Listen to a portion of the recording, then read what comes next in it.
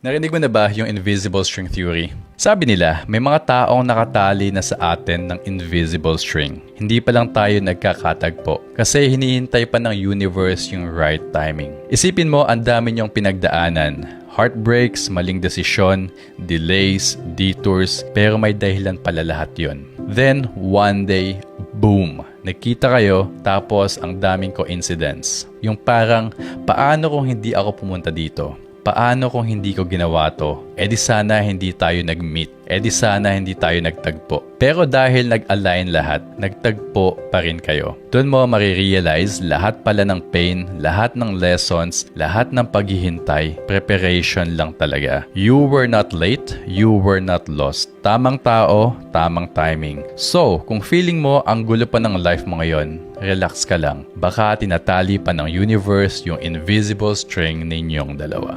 Ganda nun.